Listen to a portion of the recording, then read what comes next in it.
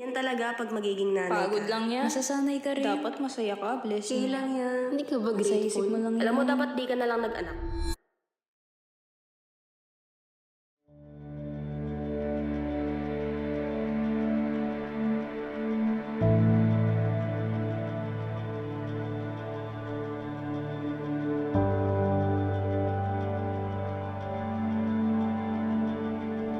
Postpartum depression can cause mothers to experience persistent sadness, anxiety, guilt, or emotional disconnection. Motherhood is commonly portrayed as a period that brings women happiness and a deep sense of fulfillment. However, for some women, the period following childbirth can become emotionally challenging.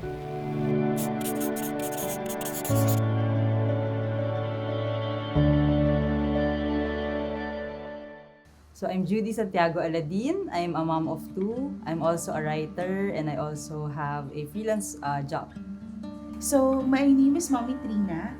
I'm a head of product development for a US-based company, and at the same time, I'm also a content creator. I specifically advocate motherhood and postpartum. So, I'm first-time mom, so that's really the topic that I really want to push. Ako si 23 years old, taga Barangay Addition Hills, Mandaluyong City. Before ako magkaroon ng anak, before I started a family, there was a doubt in me before kung talaga bang meant akong maging nanay. And it's simply because workaholic talaga ako. I'm a career person. As in, ako yung tipong office mate na dadating sa office na first, tapos huli uuwi. So, doon ko tinay yung purpose ko in life. So, nung naging nanay ako, sobrang in-embrace ko yung role. Like, meron akong list on what to bring to the hospital. Nag-take kami ng husband ko ng course on breastfeeding para alam namin lahat ng gagawin. So, basically, I wanted to be a prepared mom. Teenage pregnancy kasi yun. So, hindi ko pa na-imagine na magiging nanay na dati. Parang hindi pa rin. So, hindi kasi agad-agad na uwi namin yung anak namin. Kasi, yun nga, parang I was really prepared for my child. Like, ready na yung hospital bag. Pero, nangyari sa akin, pumutok yung panubigan ko at 34 weeks.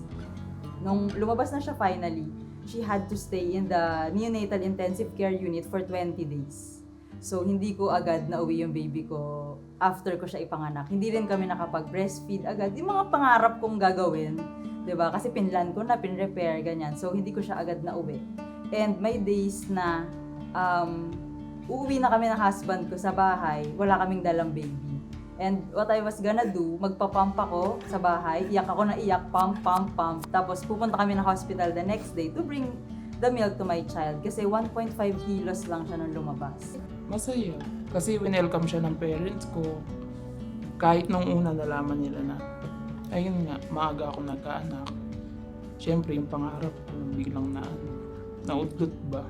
You know what? You'll be surprised, but as soon as we went home, I felt the sadness. Hindi pa ako nakaka-recover sa sakit ng panganganak. And yet, I was forced to stay up all night because of the baby. My name is James Roland Palen. Currently working as an executive assistant sa Toy Nostalgia Group of Companies, 29 years old, and nag-graduate of Finance Management sa University of Caloocan City. Pagdating kasi nung sa after niyang mga anak, after a week, doon na nag-start yung mga misunderstanding. Yung parang mas napapadala siya na parang hindi naman ganito yung usual naming interaction. So doon ako nagkaroon ng, teka lang muna, parang may nangyayari na eh. I'm Dr. Denise Elaine Reyes Diaz. I'm an OBGYN specialist, and I'm also a graduate from Far Eastern University Dr. Nicanor Reyes Medical Foundation.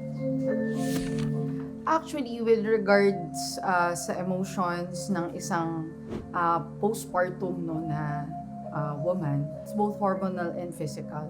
So when we say hormonal, ang source kasi niyan is after nilang mag-deliver, yung mataas na hormones during pregnancy, which is usually progesterone and estrogen, drastically bigla siyang bumabagsak after nilang manganak. So dahil biglang bumagsak yung mga hormones na yon, it readily affects ang emotion ng isang babae. Isa sa mga pinakamahirap na experience namin kasi na kapag nag-aaway kami is hindi niya rin maintindihan yung nararamdaman niya. So, at my part, hindi ko din alam kung paano siya matutulungan or kung paano ba dapat yung actions na pwede kong gawin. Kasi kahit plinano ko na ako'y dapat kapag ganito yung nararamdaman niya, dapat ako ganito lang, tahimik lang, dapat okay, medyo iwas ako sa pagiging mainitin ng ulo, ganyan-ganyan. Pero pag may mga bigla siyang nararamdaman, nafe-feel, tapos hindi niya ma-explain sa akin, hindi niya rin alam kung bakit hindi niya ma-explain sa akin, hindi niya rin maintindihan kung bakit niya nafe-feel yung emotion na yun at that time. Samahan mo pa ng physical changes after magbuntis. So, andyan yung body dysmorphia. So, syempre, napapansin nila, nag-iba yung katawan nila from the time na bago sila nagbubuntis. Bukod doon, yung changes din ng child rearing, lalo na kung first time nilang maging nanay, dun sila magugulat na iba pala. Ganoon pala ang nire-require na pagod ng pag-aalaga ng bata. So, kasama doon yung pagod, puyat, and sometimes lack of support coming from sa mga relatives or lack of support galing sa spouse. And also doon sa hormonal changes na yun, yung pagsama ng dalawang factor na yun, it can lead to changes sa emotions ng isang babae. So sometimes doon napupunta sa tinatawag nating postpartum blues, depression, or even psychosis. So when you say postpartum blues or baby blues, usually ang difference niya, yung duration. It's short-lived, temporary lang siya. So kung kunwari, after niyang manganak, may chance kasi or may times talaga na they will feel na parang sobrang lungkot nila. Yan yung kadalasan na nararamdaman. And then, usually, when we say postpartum blues, yung feeling na yun, it's short-lived, usually up to 1 to 2 weeks lang. And then, after 2 weeks, you will feel a lot better. No? So, ang difference niya with postpartum depression, it goes beyond the 2 weeks timeline. So, kunwari, after 2 weeks, nararamdaman mo pa rin siya. And mas naging worse na siya. From the time na nalulungkot ka lang, umiiyak ka lang, ngayon, medyo withdrawn ka na. So, kung ganoon na yung nararamdaman mo, ayaw mo nang kumain, wala ka nang ganang maligo, hindi mo na naaalagaan yung sarili mo, ayaw mo na rin alagaan yung baby mo. So, may times na, let's say, si baby mo tulog naman, that's the time na babawi ka rin dapat ng sleep, pero hindi ka na nakakatulog. Or minsan naman, tulog na tulog ka to the point na kahit umiyak yung baby mo, ayaw mo na siyang pansinin. So, from that transition, no, nauuwi minsan sa diagnosis na baka postpartum depression na. Hi, good afternoon. I'm Christine Gregorio, and you can call me Teen. I'm 34 years old, and mayroon akong daughter. She's 4 years old. I'm a full-time stay-at-home mom, and may sideline ako na full-time content creator. Nag-start ako maging advocate ng maternal mental health after I gave birth. Kasi sobrang hirap din ng naranasan ko during that time. Like, wala akong makausap sa struggles ko. At pakiramdam ko, parang kulang yung nabibigay kong alaga sa anak ko. And also, syempre, sa pagiging asawa. Actually, pare-parehas lang. Kulang kami sa support and sa pag-unawa, lalo na sa family, sa mga relatives. Kasi ang ina-expect sa amin ng mga nanay is, kaya mo yan.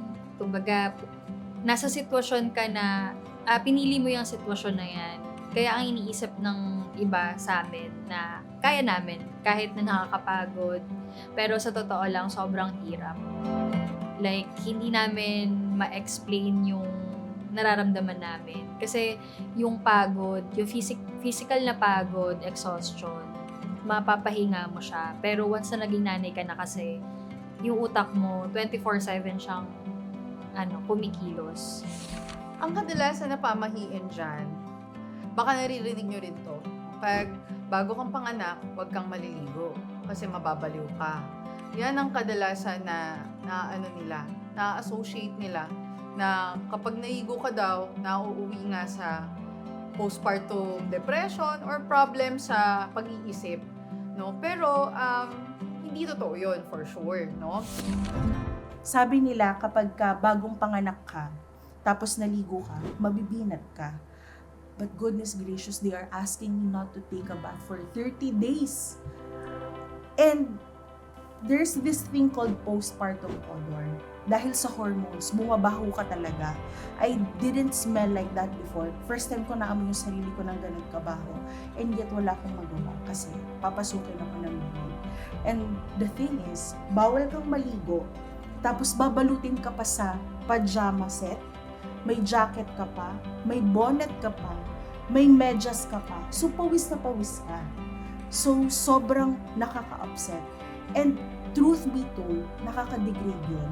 Kasi parang as simple as pagligo, hindi mo magawa. Nasabi sa mga nanay, ang stereotype, parang dapat super mom ka. Like, dapat alam mo na lahat, pagkabigay sa'yo ng baby mo, memorize, alam mo na kung anong gagawin sa kanila. Parang yun yung medyo nag-stick sa head ko na dapat pag naging nanay ka, alam mo na yung gagawin mo. Which is hindi pala totoo. Kasi kahit sabihin mo na instinct yung pagiging nanay, kailangan mo talagang maging prepare for it. I couldn't tell them na hindi ko ma-feel yung connection sa anak ko. I couldn't tell them na wala. Parang okay nga lang sa akin na parang gusto kong mawala eh. Kasi hindi pa sa akin before nagsisink in talaga na I love the kid. It felt more of like a responsibility than actually treating the kid as my kid. When I realized na talagang actual postpartum na siya, I really tried my best na talaga maging patient as much as possible and to be more understanding as much as possible. Kasi wala kang ibang pwedeng gawin kundi yun lang talaga eh. To be more patient and to be more understanding sa pinagdadaanan ng partner mo. You just also need to realize the sacrifice that she made kasi hindi yun biro. Kailangan yung husband is fully support dun sa nanay kasi yun talaga yung pinaka-importante sa amin. Ayun, kailangan laging kamustahin and kailangan mas priority yung emotions nung nanay compared dun sa baby. Since yung baby kasi bubuhatin lang, i-feed, matutulog. Kumbaga, ang pinaka-importanting care that time is yung nanay. And for the families naman, syempre kailangan mabigyan sila ng awareness din. Dumating yung time na I had to choose between my career, which was super at the peak, nasa peak ako ng career ko at that time, or i-breastfeed ko yung anak ko, which is kailangan niya din at that time. Kasi nung bumalik ako sa maternity leave na napaka-igsing maternity leave ng Pilipinas, kahit in-extend na yun, 105, at in-extend ko pa yun ng another month. Sobrang kulang pa din siya for a mom to really be well, emotionally, mentally, physically, and come back to work, na parang walang nangyari. Tapos, yun, parang I had those feelings na parang feeling ko, kailangan ko may ma-improve sa husband ko. So, sali ako ng mga contest, ganyan. Tapos meron ako nasalihang contest. It's a writing contest. And I just wrote about my motherhood story. Sabi ko, nagpakalbo ako kasi I had postpartum hair loss. And I didn't care kasi pandemic naman eh. So, parang okay lang. Wala na makakita sa akin. Pero, yung ano ko pala nun, yung self-esteem ko pala sobrang baba. Na parang okay lang ako na maging invisible ako sa world. Sadly, it's one thing na hindi nila masyadong in-open up. Pero being conscious doon sa naranasan ko rin, dahil nga kahit ako nag-postpartum blues ako, kasama siya sa mga check-ups ko after manganak ng isang buntis. No, so kapag nanganak sila kasi, I think this is also something na kailangan din ng awareness sa mga kapwa ko rin, no, ng mga OB or even sa mga doctors that who will encounter patients who just delivered, no, whether normal delivery yan or CS yan. Kadalasan kasi, na-overlook natin magtanong about sa mental health eh. Number one, before kasi sila i-discharge, kadalasan talaga ang tinitignan or yung mga checklist ng doctors or even yung mga nakakakita sa kanila is more on the physical side. I think the missed opportunity there is before tayo mag-discharge sa kanila, we have to advise them kung ano yung pwede nilang maramdaman aside from the physical na side, no, ng after manganak, kailangan din nilang ma-advise sa emotional and mental side. You also have to inform the relatives na kailangan nyo rin siyang tanungin from time to time kung kamusta siya, ano ang nararamdaman niya. You have to help her kailangan, she feels na kunwari kulang siya ng tulog, kailangan pagpahingayin niyo siya. Kasi kadalasan doon nagsisimula yun eh. Yung feeling niya na walang tumutulong sa kanya, yung feeling niya na walang nakakakita sa kanya. Marami nagme-message sa akin ng mga nanay, may mga nagko-comment, lalo na pag nag-share ako ng mga experiences ko. May mga messages na hirap silang i-open up sa family nila yung nararamdaman nila. Natatakot sila dahil baka walang makaintindi.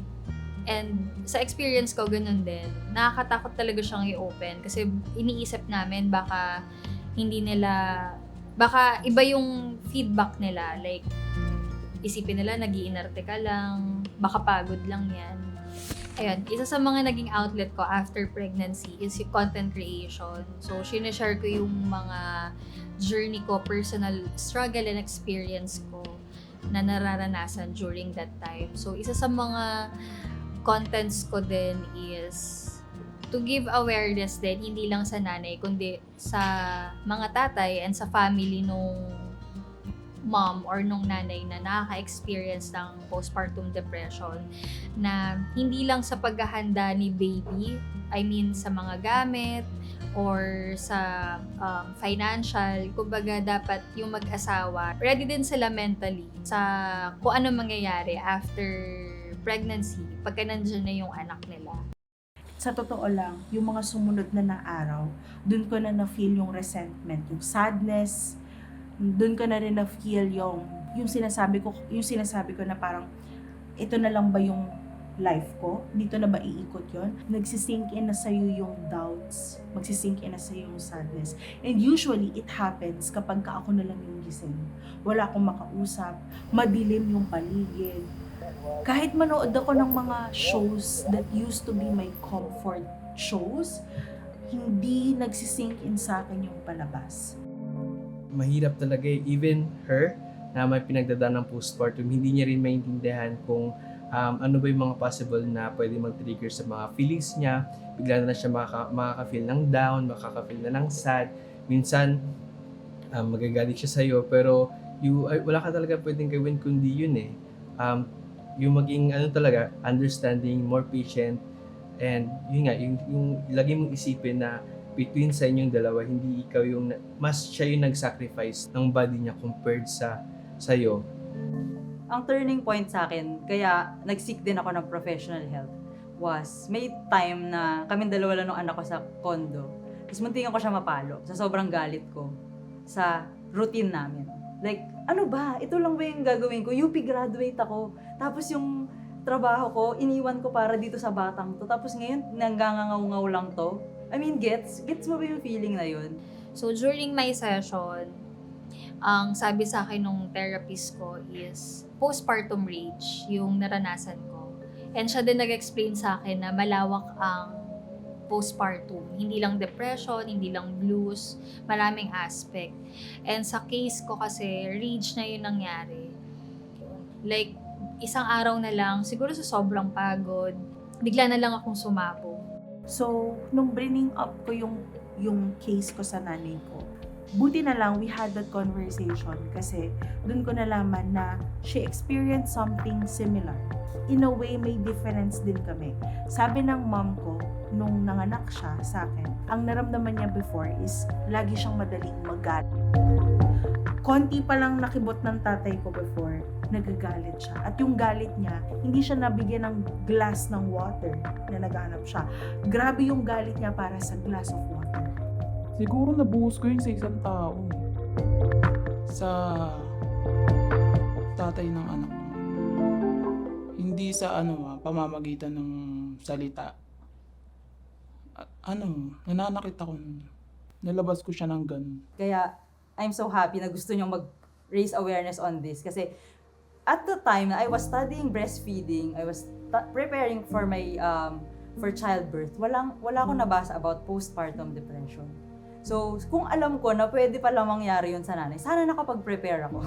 Like, sana mas happy ako. I mean, parang, sana may pwede akong preparation for it. Kasi, wala hindi ko talaga siya alam before. It is estimated that approximately 80% of women experience emotional disturbances during the first few days after giving birth. In 2004, there were approximately 126,826 cases of postpartum depression in the Philippines. However, depression begins in the postpartum period and has been linked to continuing depression beyond 1 year, as well as behavioral difficulties in the kid. There has been very little research on the development and prevention of this disorder. Good thing about my partner, nagtatanong siya sa mga kaibigan. And nakachamba siya na yung napagtanungan niyang kaibigan ko is nanay na. So siya yung nag-bring up sa akin na yung nararamdaman ko is na-experience din nung kaibigan ko. Nung inopen nga ng partner ko dun sa friend ko ngayon na ito yung mga na-experience ko, umiyak na ako, sinabi niya na maybe I'm going through postpartum blues, postpartum depression, di kasi properly diagnosed. So dun siya dun siya mas naging understanding actually. May nakausap din ako na best friend niya simula college, which is also tama naman din na mother of 3, na talagang isa din sa mga nakatulong sa akin para intindihin yung sitwasyon kasi siya yung parang nag-open up. Actually, siya nakapagsabi na baka nga postpartum, intindihin mo na lang. So, yun, sabi ko, birthday gift ko sa sarili ko, magpapa-check up. Kasi, mahal 1.5 to have a consultation with the psychologist. Ang ginawa ko, nagstay ako sa parking lot ng condo namin. Kasi, pandemic, so bawal lumabas. Doon ako sa parking lot, doon sa loob ng kotse namin. At alam mo kung gaano ko minamaliit yung sarili ko, hindi ko tinurn on yung air, hindi ko inon yung kotse. Okay lang, doon lang ako sa loob. Ang init. And kausap ko sa video call yung psychologist. Tapos sinabi ko sa kanya lahat. Sa na-experience ko kasi, after pregnancy, talaga nag-set kami ng boundaries ng husband ko. Sa family, sa relatives. Yun talaga ay yung pinaka-importante. Magsaset kayo ng boundaries para payapa yung isip nyo, payapa yung kung ano yung rules nyo bilang magulang. Kasi may mga tao na hindi pa sila open or hindi pa malawak yung knowledge nila about postpartum depression. Kaya ang iniisip nila, nag-iinarte lang, malalampasan mo lang, malungkot ka lang, or malalampasan mo din yung phase na yan. So, in a way, yung partner ko, he did everything that he can. He sacrificed everything that he can para makatulong sa akin. So, technically, what we did was, kung kanino ako pinaka nape-pressure, nagstay away muna ako doon for months. Wala kaming contact for months. Another thing na nakatulong sa akin is lumalabas-labas na ako. Siguro mga after a month, ganon, or 2 months, nag-start na akong lumabas-labas. So, nakikita ko na ulit yung araw, nakakarinig na ako ulit ng mga sasakyan, ng mga jeep, tapos nakakarinig na ako ng mga aso na tumatakol.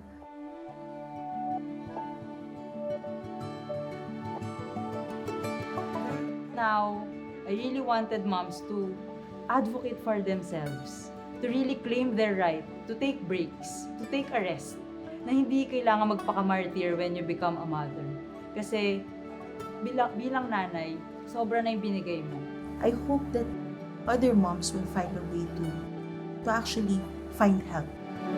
Kung sa ibang tao man, kung sa professional man, or maybe as simple as finding help sa tao na kapaligid sa kanila. I really hope that they find whatever they need para they can survive.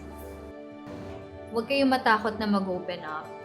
Communication talaga yung importante. Kahit sobrang babaw nung nararamdaman nyo or nang naiisip nyo, kailangan i-open nyo siya sa husband nyo.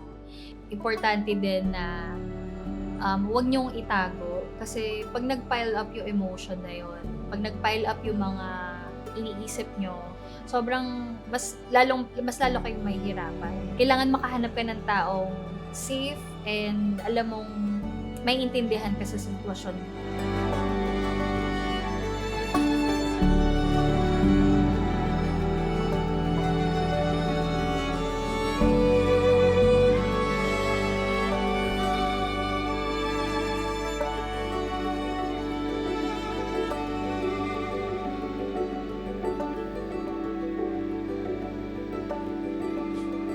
psychosis, sometimes nauwi talaga siya na nagiging long-term na depression na talaga. So, as much as possible, bago mapunta doon sa mga bagay na yun, or maaga pa lang na meron na silang napapansin na ganoon, huwag mahihiya, huwag matatakot na kumonsulta sa doctor. No, kasi at the end of the day, alam namin kung paano i-address yung mga ganun